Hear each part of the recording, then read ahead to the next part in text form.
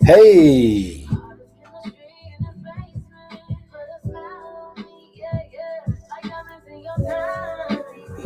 my man Earl, the other Winfrey. Thank you, brother. Bring me down a little bit in that music. Hey, what's up, everybody? Welcome to the Simeon Henderson Show, where we are giving a voice to the people. It is Thursday night, and I'm super excited to be here with you guys. I've been waiting all week, and finally, my favorite day of the week is here. I get to hang out with some of my cool friends on the Simeon Henderson Show, intellectualradio.com, iHeartRadio. It's going down. You can watch us live on Facebook or YouTube. It's been a long week. I know you guys have been watching the election. There's been a lot going on. But what I want you to do is I want you to take a step back. I want you to relax. And I want you to understand and know that right now is the time for you to break away from all the monotony and just have a good time and relax. I got on my Black Films Rock shirt. You know why? It's because we're talking about the Black Harvest Film Festival today. So get ready as the Simeon Henderson Show is about to take off just like we do about this time. Let's go. Ain't no stopping now, it ain't no stopping now. Ain't no stopping now, there ain't no stopping now. Ain't no stopping now, it ain't no stopping now. Ain't no stopping now, it ain't no stopping now. This what you wanted, cause ain't no turning back. This what you wanted, cause ain't no turning back.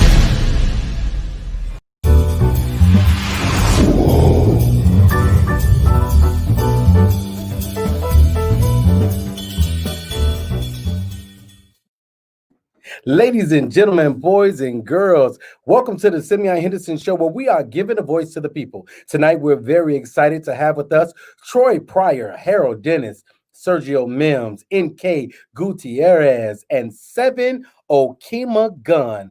All of the Gene Siskel Black Harvest Film Festival. They're either committee members, producers. Some of us are actors, as well as the people that get it going for the 26th annual Film Festival, the Black Harvest Film Festival, the Chicago Black Harvest Film Festival, and the Gene Siskel Film Center's most vibrant annual showcase of New York from the African Diaspora. This is the largest Black film festival in the Midwest. The film festival will run from November 6th through November 30th, 2020. This year, it's been a little different, but we're going to still have some fun, right? So this year, the film festival is proud to have Mayor Lori E. Lightfoot and First Lady Amy Eshman serve as honorary co-chairs. This will be the first film festival goers will experience a virtual format. Okay, so this year the film festival will be presented online entirely. So this is different, and I know because I've been a part of the Black Harvest Film Festival for probably the last I want to say almost 20 years. And it's one of those things where it's coming to pass and they're keeping it going and they're not giving up. So without further ado, I want to introduce to you two of the people that have been working on this festival for years now and is doing everything they can to make it dope for you. I want to bring on my man Harold Dennis and my man Troy Pryor. What's going on, fellas? Hey, what's going on? How's it going, man? Hey. I know we're waiting for a Glad to couple be other here. people. Oh, wait. Oh, Sergio Mims. There he is. My man. Sergio Mims. How you feeling, Sergio? By the way, I have a special guest with me. Oh, you do? Let's see. Yeah, here we go. How did I should have known it was going to be some furry animal. Yeah, right. That's the cat. So everybody, let me start off by saying this. These are three guys that I'm very, very familiar with, three guys that I've been working with for years, and three guys that we have watched each other grow. And I'll go one even further. Sergio, you like the Godfather. You're like the Godfather, Sergio. Everybody that's come through Chicago as an actor knows Sergio Mims and has some type of ties with you. So I want to get right into it. I want to share with the audience just how powerful the Black Harvest Film Festival is, because it really is. And we have another young lady about to come in. We have NK Gutierrez that's about to come in as soon as she pops up. Hold on, where you at? Can you- NK, Hola, hola, hola. how are you? I am well, thank you. How are you? I'm great. I'm gonna see if I can get a little better view of you guys. Let's see. Let me change it up a little bit. Let's see. I want to see what's gonna happen if I do this. Oh no, yeah, we're gonna go with this one. We gonna no, not that one. This one. We're gonna go with this view. That way, I can see everybody. Everybody can still see the host, and we can see everybody. So, everybody, ladies and gentlemen, I have a treat for you tonight. You're watching the Simeon Henderson Show, and we are talking about the 26th annual Black Harvest Film Festival, which this year will be a little different for us because it's going to be streamed and it's going to be online. And everybody in here, we know every year we look forward to going to the Gene Siskel Film Center, having us some wine and crackers and cheese and popcorn and just watching movies and talking, taking pictures. But this year it's going to be a little different. So I'm going to start with you, Sergio. So first of all, let me say welcome everybody. Since I have everybody on here now, welcome to the Simeon Henderson Show, and congratulations on the 26 years of success with the Gene Siskel Film Center and the Black Harvest Film Festival. I'm so proud that I've been a part of it. And I want to start with Sergio. Sergio, talk to us about first about what the Black Harvest Film Festival means to you. It means half my damn life. That's what it means. But, That okay? That hey, uh, but well, first of all, yeah, I the strength of the festival is the fact that we're actually having a festival. Because of the situation we're going through right now with the Andromeda strain, which is what I like to call it. You don't know what that means? Look it up. Um, and But I don't think there was ever a time when we ever thought we were not going to have the festival. right. That's how important it is. I don't think we ever thought that. And what we're doing this year, yeah, it's virtual streaming. All festivals have been doing it this year, and hopefully, fingers crossed, we'll go back to normal next year. Yes, we won't be having the receptions like we used to. No, we won't be having the food like we used to. But the most important thing are the movies. And even in spite of everything, we got a huge number of submissions. Okay. It surprised me, which means how important not only the festival is for the city of Chicago and for the people who attend every year, but also how important it is for filmmakers. So yeah, has become. It just snuck up behind me. A very important part of my life. I didn't see it coming, and I'm very much looking forward to see what's going to be like this year and how people will respond to it. Yeah, we won't be having the same audience interaction that people love to have, but like I said before, the most important thing is that the festival is still going on and we're still showing movies, and we're still going to be doing panels and discussions. Okay, Zoom this time, but we're going to try to make this as much a complete experience as it has been in the past. Cool, cool. Everybody, that's Sergio Mims, and we'll be coming back to you, Sergio. So don't go nowhere. I'm gonna go to the guy in the right hand corner with a hairstyle like mine, Troy. Troy's the light skinned version of me, guys. He's the light skinned version. Oh, he's Oh the my light-skinned God. version of me. And so Troy, tell us how it feels to celebrate 26 years of success in the black film industry. Because one thing about Troy's been on the show before, and the awesome thing for me is that I have a relationship with you guys. But when you talk about the things you've done, Troy, in film and television and different shows and hosting, becoming and being on the you're a board member with the Screen Actors Guild as well. I'm just trying to give people a little idea of how in depth, like you're not playing, you do this for real, right? What has it been like for you to now be a part of something as historic as the Black Harvest Film Festival in its 26th year? It's powerful, and I'm very grateful for the opportunity. This was the first festival that I was ever a part of. I want to say maybe 6 or 7 years ago, I was a part of a film, and then maybe 2 years after that, I had my first project as a producer, and then I joined the council and just started to learn from individuals like Sergio and Gene and the collective of just amazing folks on the council. So it's been an awesome experience. And when the opportunity came up to come on as a co-chair, it was very exciting to help mold the new direction things were going. Everybody's dealing with COVID. Everybody has this enormous weight on our backs right now, but I'm proud to say that the council and the Cisco and Black Harvest has really come together to move this forward. Yes, yes, yes, yes. So I'm gonna go down to the middle. I'm gonna go to NK before she falls asleep on me. Huh. Look, I Hey, had plans to come on here with my face beat, all the things we did, 20 hey, you look as fast fine. as we're able. So NK, so what I want you to tell us how exciting it is to have. So before you tell us this, so it's twofold. I want you to tell us about how excited you are to be involved with the Black Harvest Film Festival first. And then after that, I want you to tell us how exciting it is to have Mayor Lori Lightfoot and the First Lady Amy support the festival as your 2020 honorary co-chairs.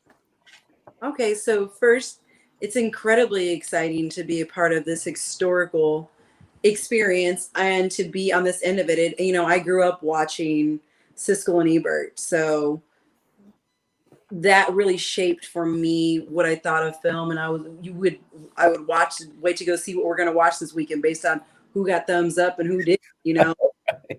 So when I moved to Chicago, because I'm from Topeka, Kansas originally, I moved here and to act after I graduated from college and wanted to get my feet wet. And then I'm like, I'm off to New York, and here I am 15 years later. And but when I found out even that the Siskel Center was here, it was just like this really cool thing to me, like just like this iconic space. And then learning about Black Harvest Film Festival and Ulrich Martin, who had edited my first film, was the one who introduced me to Sergio. When he's like, you need to know about Black Harvest, you need, and Sergio. And I remember I went to one of your filmmaking seminars that you'll be giving again this year. You'll be doing it virtually, Sergio, but like going and listening in on what you were offering to the community and Black community, teaching people how to make films and what they're looking for and what quality is and how do we do it. And, just starting those conversations with you, and then which turned into us like having long conversations about film all the time and our coffee dates about film, to be here now and have not only have had my film in the festival in 2015, but now to be a co-chair of this space. Like, it's insane to be a part of something like that. And it goes to show that persistence and like showing up for yourself and showing up for your dreams allows you to be in community with these great people on the screen with right now. And so I feel nothing short of honored to be a part of this festival, and to be a part of it as a co-chair is more than I could have ever dreamed of. And we are incredibly honored to feel supported by the mayor and her partner, and that to know that the city is really rallying behind our vision, behind the mission of Black Harvest Film Festival. It's really, really honored is the word I would use, but it's really, especially in the times that we're in, Mhm. when you have people from everywhere, no matter what their walk of life is, getting behind what you're doing and wanting to be in space with you and to support it and to elevate it, it's something very, very special.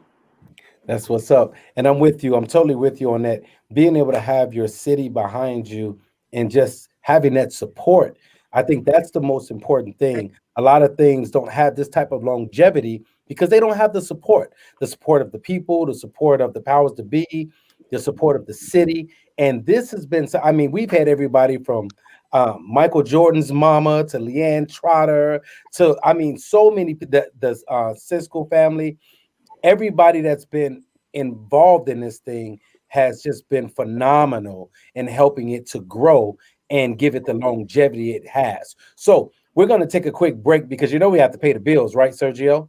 You know we got to Of pay course. bills, right? Absolutely. So we're going to take a quick commercial break and we're going to come back and we're going to hear from Harold Dennis and Seven Okima Gunn. They are filmmakers as well as actors and producers and all that good stuff.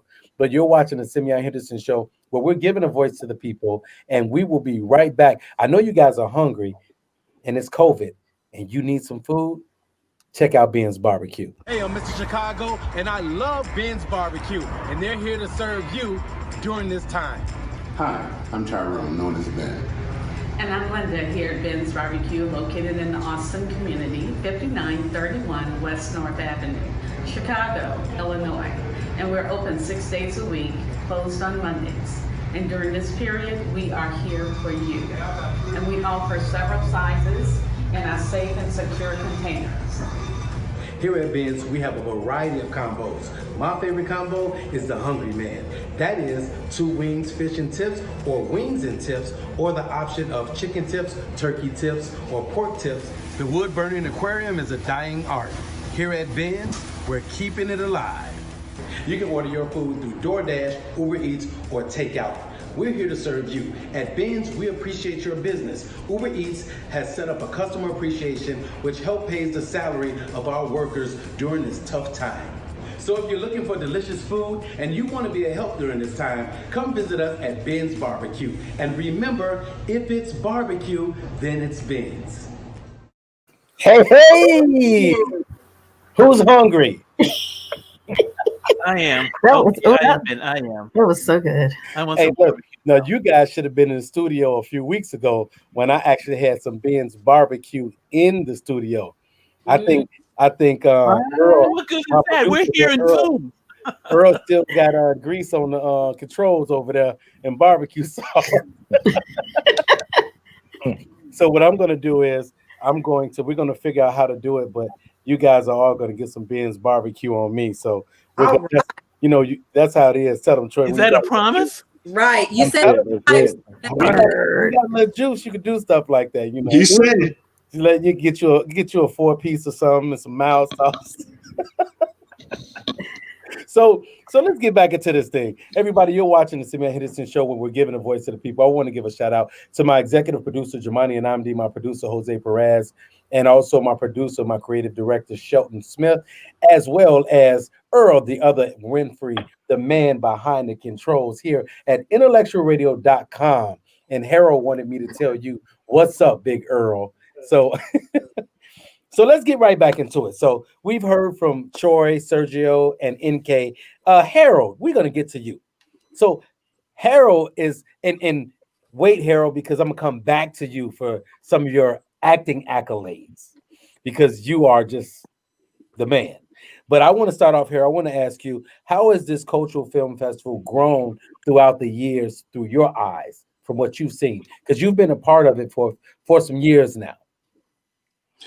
Well, the first time I was aware of the Black Harvest Film Festival was in 1999 when my buddy Skeet Skinner had Vacant Lot playing, and a group of my old acting troupe, we came down to see it. My guy Fernando Jones was in it.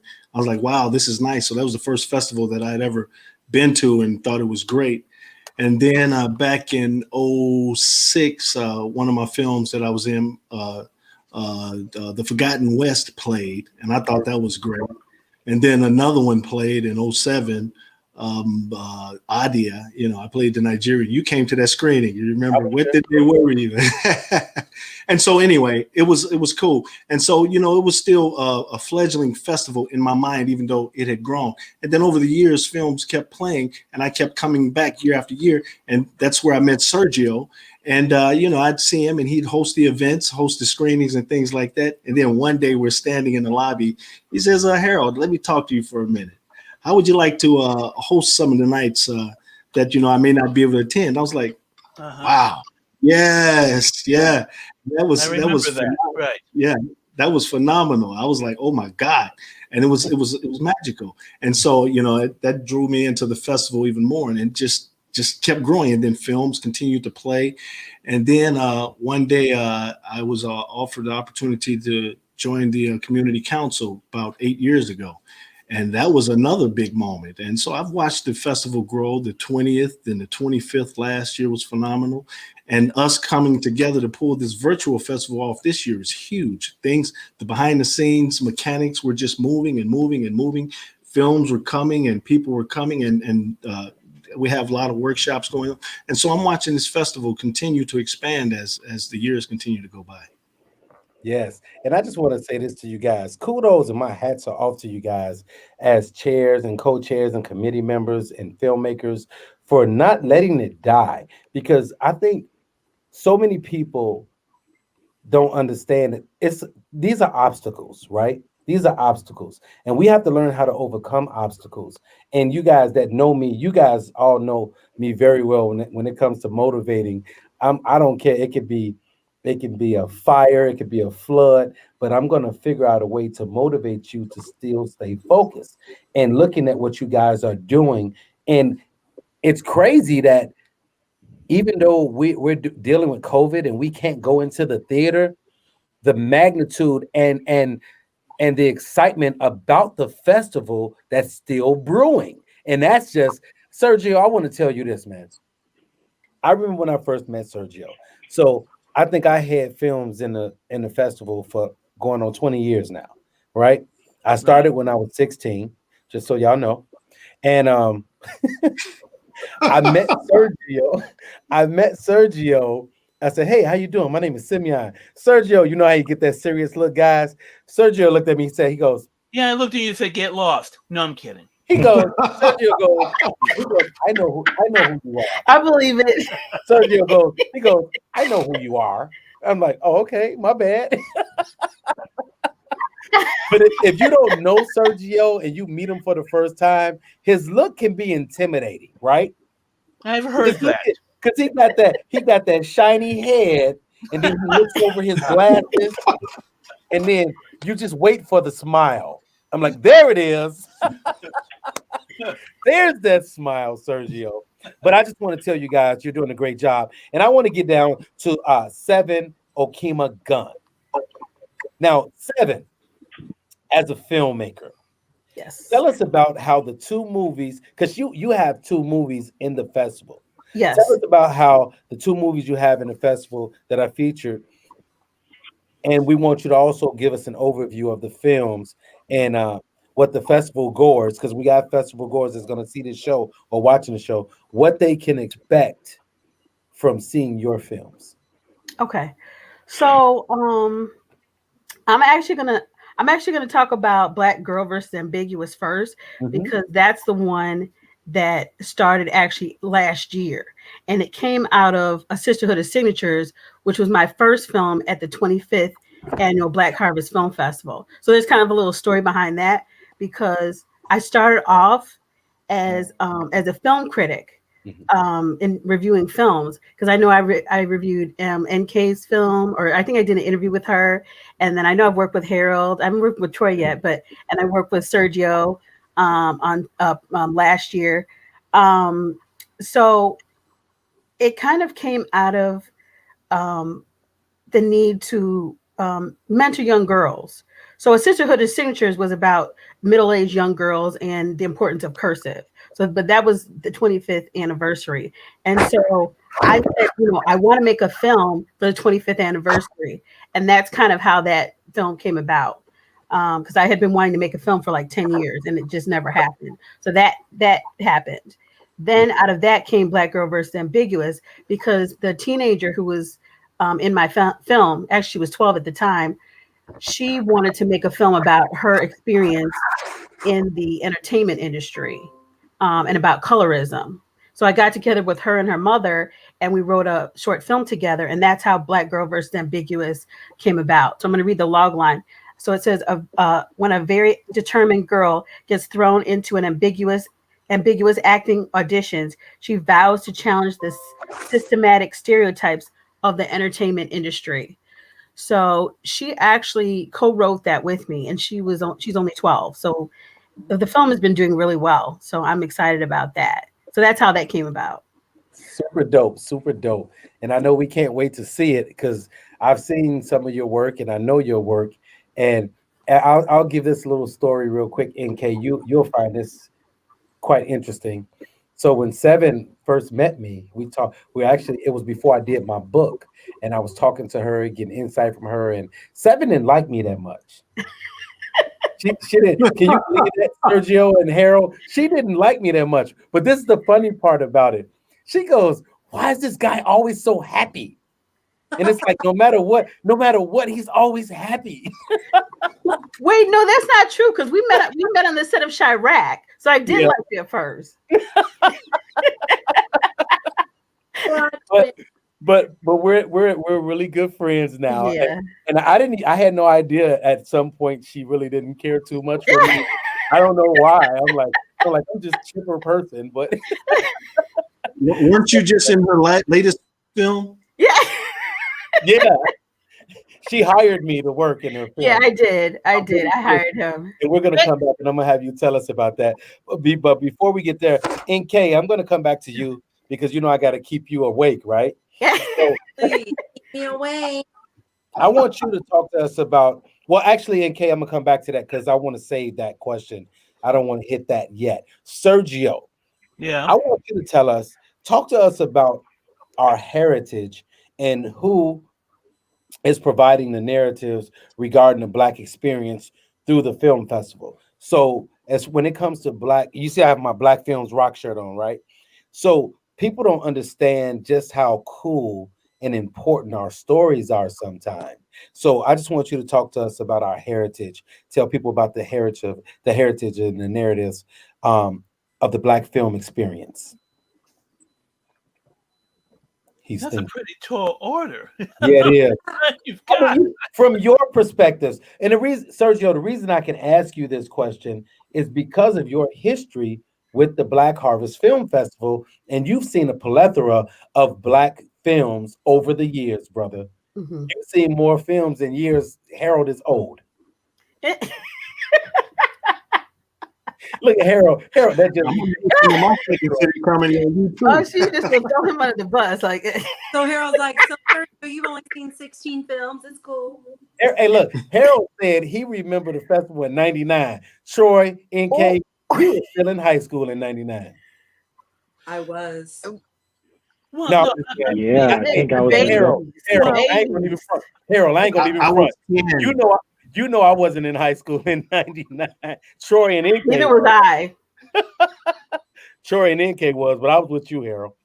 So go ahead. So give us a little. Bit. Well, okay. Let me say to you this way, in some way, to answer that question, because we don't have enough time to get into that. Just give us a tidbit. But what I can say is that Black film, throughout its history, has always kept changing and evolving. The kind of movies Black films which are being made today would be, and even TV shows would have been inconceivable just a decade ago.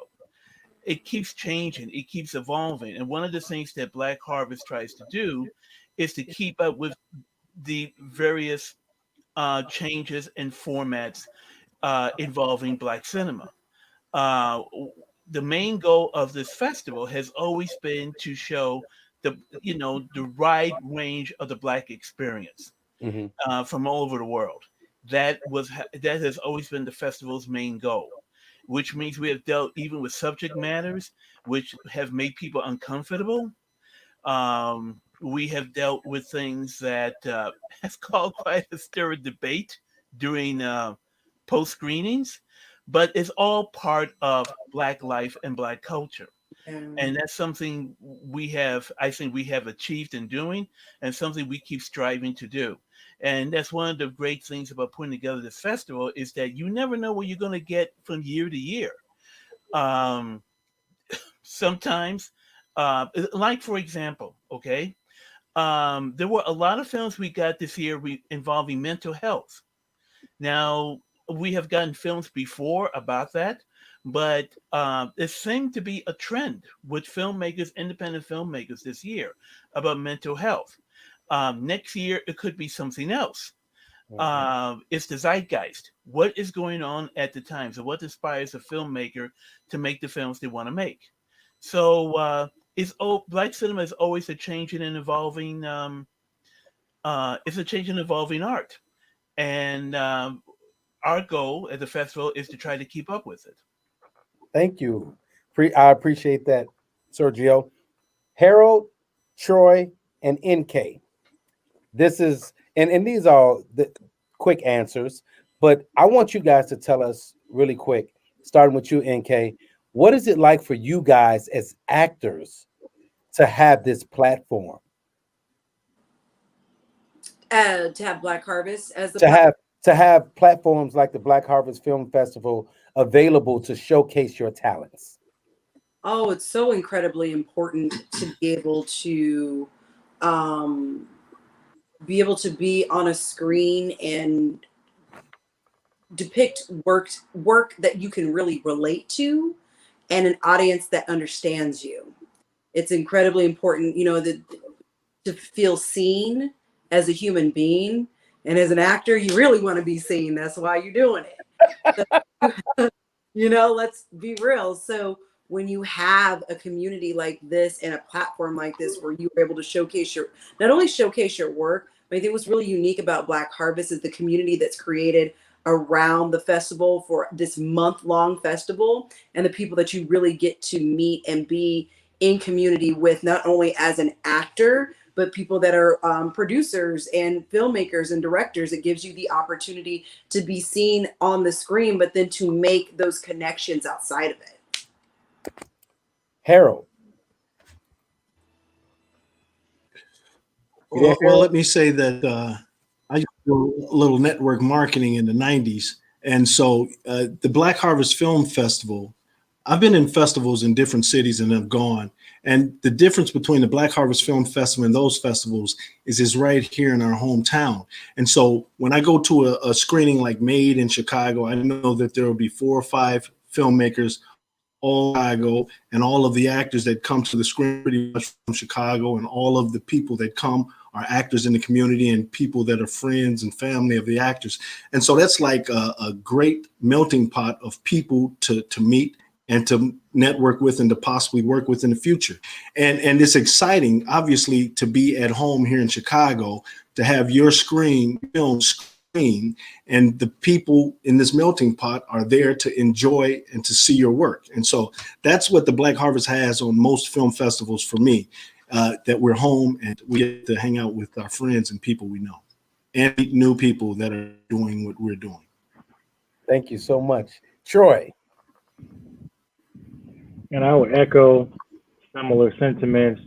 The thing that stands out to me is that it really empowers the creator. And a lot of times we're seeing actors or performers now producing their own work because you want to be in a position where you're not waiting on a casting director to like you or waiting for opportunities to create your own work. And so one of the things that I really appreciate about Black Harvest is not only seeing amazing work, a lot of times the people that create these projects, as Harold said, you can connect with them and it really puts you in a position to create your own work.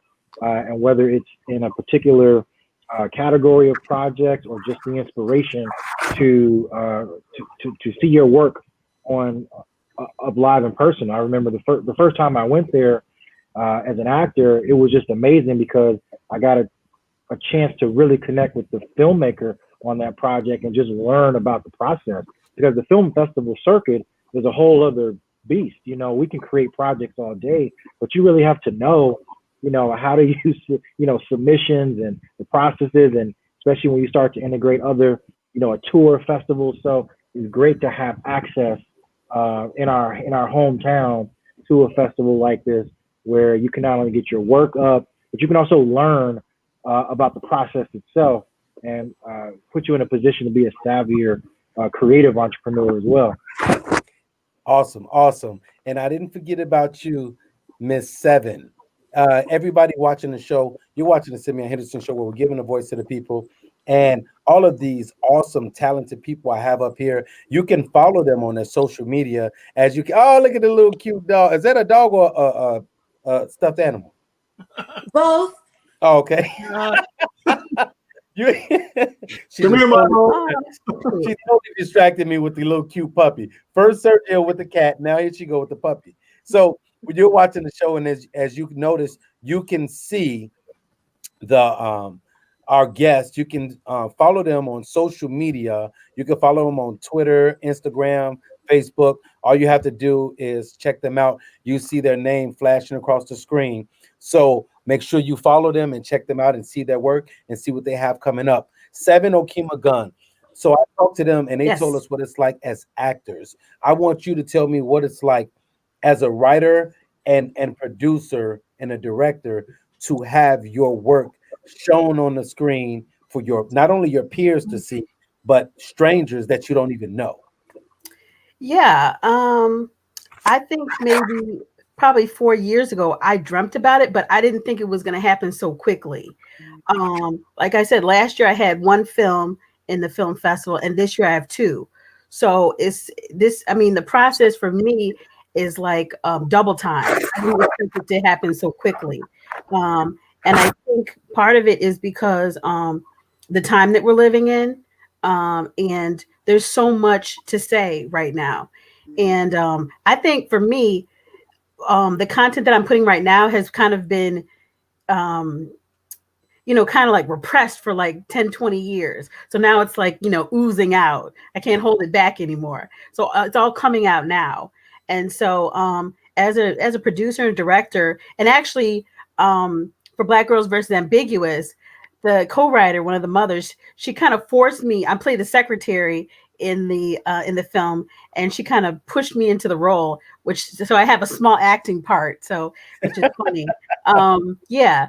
So, but as a director and a producer and a writer of all three films, it's amazing. Just seeing the concepts, the idea, just starting from any idea and then all the way to the finish, and then going through the festival circuit. It's just an amazing process. It is. You have to have stamina. I will say that. This is not something that you just say, you know what, I'm just going to make a film. No, I mean, there's prep work for it. I mean, a lot of the films, the prep work was like 8-9 months. Wow. If you think you're just going to do a movie and then just have it done in a day, it's not going to happen. I tried it, doesn't work. So yeah, I mean, there's a process. You got a pre-process, a production process, and a post, and then it has a life of its own after you make the film and complete it in the film festival circuit or web series or television or whatever. It has a life of its own. All of my films have a life of their own, and right now I don't even know where they're going to go. And that's the best part about filmmaking is you never know who wants that content and how relevant it's going to be at that time. Right. So that's the best part. And to piggyback off what you just said, I'm sure everybody on here can agree with you. I know, Troy, you've heard me talk about a project that I'm about to do finally called Roman, and Harold, you as well. We're talking about 6 years ago. I started trying to do this project, and now it's coming to fruition. I just finished my motivational album, which all of you guys, I will be sending you guys a copy of it. My motivational album. I'm sure you guys you'll love it. But just to piggyback off what you're saying and food and knowledge, and what everybody in here knows, I can show you emails where I started this process in 2014. Wow. In 2014, I have emails and stuff to back it up. Now it's 2020 and it's come to fruition. So Anybody that's watching what Sergio, Harold, Troy, Seven, and NK is talking about and what we're talking about, know that it's a process, but know that it can be done. But you just have to have that. I always say that stay empowered. And you have to be consistent and committed and faithful and focused to what it is that you want to do and never give in. Sergio, I have a question for you. Have you ever acted in a movie? No, but I once was an extra in a film. Oh, we have to write something for you, Sergio. Hey, Sergio, I really think, Sergio, I Well, I honestly got to tell you the scene. You're gonna love it. what There was a scene. There was a movie. You remember a film called 1 Week? yes, Yes, Carl Seaton and Carl Sagan's King movie. Young. that Yeah, was I'm that was Eric Lane, right? Yeah, I'm Eric in Lane the, started. I'm in the scene with the stripper. Oh, Oh, in that apartment. Yeah. really? Look, Harold, remember the scene? I don't even know. Uh-huh. Wow, did not see that coming. Hey, I got one question for you, Sergio. In that scene with the stripper, did you get anything on you? Did I what? No. Did what? No, but I tell you that No, they wear glitter. They wear glitter. They wear glitter. no. Uh-huh. I tell you something that was funny. She was very shy, actually. That was she was really very modest. A shy stripper. Wow. Right. A shy stripper. She probably got Never extra met before. tips just for being shy. Yeah. Okay. All right. Look, this is fun. We're running out of time, so I'm gonna get these last couple of questions out. So guys, we all know that the pandemic has brought forth a lot of change, a lot of obstacles, and a lot of heartaches, right? So we know we've lost a lot of people, and I know I've lost people personally in my family, and we know we've lost fellow actors and directors, and I just want to say rest in heaven to all the people that we lost. Lately, we just lost the director David, and it's just been so much going on, right? So what I want to ask you guys is this. NK, this is the question I want to ask you. I want to ask you what can we expect, because you guys are doing a tribute to Chadwick Boseman. What can we expect to see when we see this tribute to the great actor Chadwick Boseman? What can we expect to see? I think you can expect to see authenticity of a great life lived and shared on the screen. And we're incredibly excited because a film that Chadwick was actually in is going to be, Killhole is going to be showing that evening. So we're going to be able to present how we got to participate in his greatness and have him on our screen. Awesome. So I can't wait to see that. And also, I know, Sergio, you were wondering who I was talking about. I was talking about David Rodriguez. We lost David Rodriguez this past week. We lost him as well. But there's been too many to name. It's been so many, and I just want to. Can I add something on a hopeful note? Right. We showed we originally showed the Kill Hole. Harold, how long ago? What year did we originally show the Kill Hole? 2012. Okay.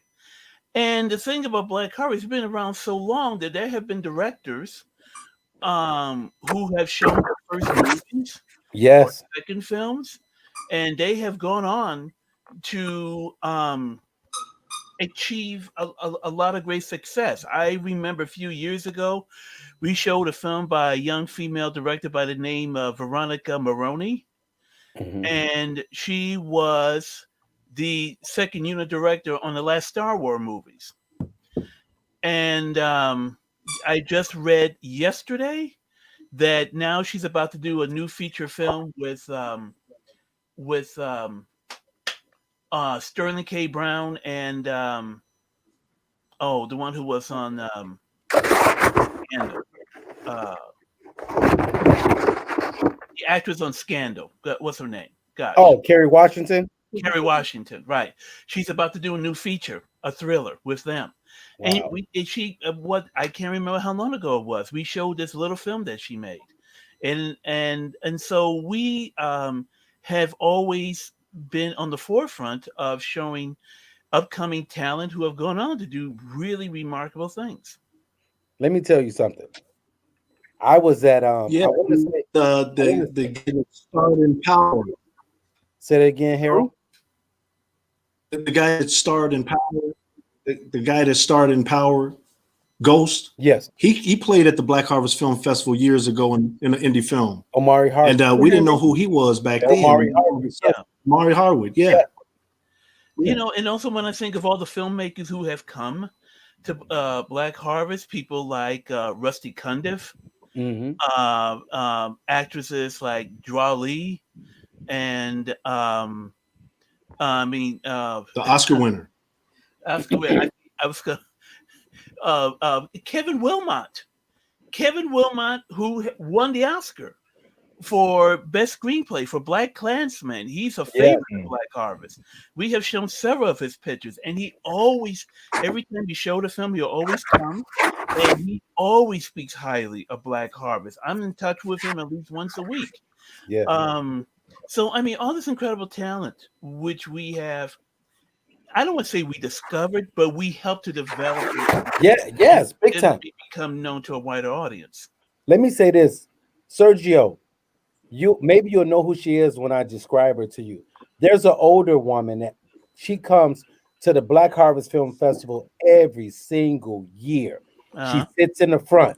Sometimes she has a wrap on her head. huh. I Yeah. Go I ahead. can't remember her name for the life of me. She's on the community council. Yes, Yeah. I can't remember her name for the life, but she's been there forever. I saw her one time, and she says to me, she said, "You gonna have something in the festival this year?" And I was like, I think I am. I'm not sure." And she says, "I remember your first movie.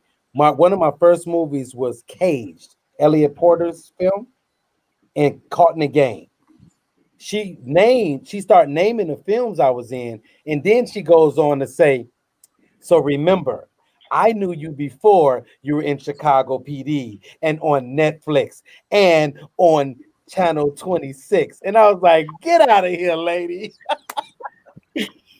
But my thing is, I remember saying that the Black Harvest Film Festival was going to help me grow my career. And I made it a point. Harold, you know this, Troy, you know this, and Sergio, you know this. I made it a point to somehow, some way be in the film or at the Black Harvest Film Festival every year. And I just want to tell you guys personally that it has inspired me to not only act, but to want to direct and want to write and want to produce. So what you guys are doing with the film festival is paving the way for people that really, really want to do this thing. Because a Can lot I of people learn. can I say something? This is something that has really happened in the last few years, and I get the brunt of it. Is that you know, as we said, we get a lot of submissions. We get a lot of submissions, and I said, surprisingly, considering everything that's going on, we didn't get as many submissions as years past, but that's understandable. But still, more than I even could imagine. And a lot of times, I got to deal with filmmakers who films. As a result, you can't pick every movie, Right. and I have been at the brunt of filmmakers who have called me or sent me emails who are upset, devastated that they didn't get in. Yeah. Yeah. And well, of course, I tell them we got so many movies, but the point I'm trying to make is that this is really important to them. This is really important to filmmakers. There are filmmakers I have talked to who are starting a new film who tell me, um, you know, I'm making this film because one of the things I want to do is have this film shown at Black Harvest. And I say, I hope you make it, um, but That's what I was thinking 2 years ago. I was like, oh, I hope I'm making it. right. Um, but that shows you how this festival has grown. I mean, this is not hyperbole. We're one of the most important. without question, one of the most black film festivals in the world. I'm not talking about the country, Definitely, in the world. definitely. And it's come to the point now that in the old days, you had to approach a filmmaker and tell them what the festival was about and try to convince them to submit the movie. I don't even worry about that anymore. Oh no. It's like, by the way, I'm from Black Harvest. Oh yeah, we're going to submit to you next month. You used to have to grease palms, huh? Right, right. And I said, boy, you're sure making my job easy now. So Cool. So Let- so let- guys, so guys, we can't get out of here. Go ahead, Harold. Go ahead, Harold. Yeah, I was just gonna piggyback off a few things in about 3 sentences. So back in 2008, I had like 4 films in the festival, and 3 of them played Made in Chicago night. And so I'd go sit at the back of the theater because I knew that I was going to be in the screen, and everybody's head was going like this, and so it was amazing. And Sergio, that was one of the nights that you had me host the second screening of that. And that was a very special time. And then there was another feature that played another night. And I wanted to give a shout out that you're talking about how there's mental illness films playing this year. I'm in 2 of them that's playing, and it's just me on the screen. And so I give a shout out to the filmmakers, Deterra Hale, part of the council, for us coming together to create this 4-minute mental health piece that we didn't know it was going to become what it was. And then El Arthur Bay for WBLS is playing on Made in Chicago night. And I'm very proud of that film. We shot that in center space with me in a car dealing with mental illness and police blue lights behind me. And so hopefully next year, it'll seem like there'll be like Black Lives Matter and mask movies coming because people are making movies at the time dealing. And so I happen to have just finished wrapping on my first film that I wrote, short film. And so now I have to raise the money to pay everybody. But I'm excited about that. That'll be dealing with COVID and blacks and police brutality. You will. So guys, and hopefully it'll be Harvest next year. I'm sure it will, Harold. Fingers crossed. It was good. So, guys, before we get out of here, I have to say something. So, talking about the Black Harvest Film Festival and its 26th year, how prestigious it is and how important it is, I don't want to miss one thing: the place that it's held at, the Gene Siskel Film Center. Troy, can you tell us a little bit about the Gene Siskel Film Center? Well, tell us a little bit if you know anything about Gene Siskel and his relationship to the film industry. Do you know anything about that? Yeah, I remember growing up. I can remember growing up seeing Siskel and Ebert and their commentary on film. So it's just amazing how things become full circle, and it's an honor to be a part of a program that's a part of the Siskel Center, which is a part of the School of the Art Institute in his name. I've had some opportunities to work with Chaz Ebert, the widow of late Roger Ebert as well. So this is amazing to have institutions like that in Chicago that are doing some amazing things in their name to continue to support the film and entertainment community. The Siskel is right in the heart of the city, right on State Street, right across from the Chicago Theater. So it's always amazing to do things there. Of course, due to COVID, everything is going to be virtual now, which means everybody out there watching, if you never got a chance to come to the actual festival or you can't make it to Chicago, you can log on, you can purchase your tickets virtually. We should have even bigger numbers now because all you have to do is sit at home, click on the button, and watch the film. We have an amazing lineup, and we made it really simple for you. So we appreciate you all for your support, and we're going to continue to move this forward and grow even stronger. What I want to do is I want to come back to you guys after the film festival is over, and I want us to have another sit down about just how successful it was. And I want to say this: I want to give a shout out to people like Barbara Shares and Karen Durham and what's the other lady? I can't think of her name right now, Sergio. Jean. Huh? Jean de Saint-Aubin. Jean, yes. I want to give a shout out to all of them because they've been so instrumental in the Black Harvest Film Festival over the years with Sergio. And I just really thank them for everything they've done and always just being a supporter of the black, not only the black community, but black filmmakers in general. And we've had people from all over submit their films. So NK, Okima, and Harold, Troy, and Sergio. I just want to say thank you guys for taking this time to sit down with me and just talk about not only the Black Harvest Film Festival and how important it is, but telling people about you and who you are. Because I'm sure listening to your stories, you're going to inspire somebody to come out of their shell or out of their bubble and try that thing that they've been wanting to try for so long. So I appreciate you guys so much for that and taking the time to share with me. Yeah, one last thing. We didn't get a chance to say anything about the panels. We have free panels going on all month, and so there are panels for everyone: actors, filmmakers, and we didn't have time to talk about them, but they're on the website. Join in and check out a panel. So go to blackharvestfilmfestival.org, right?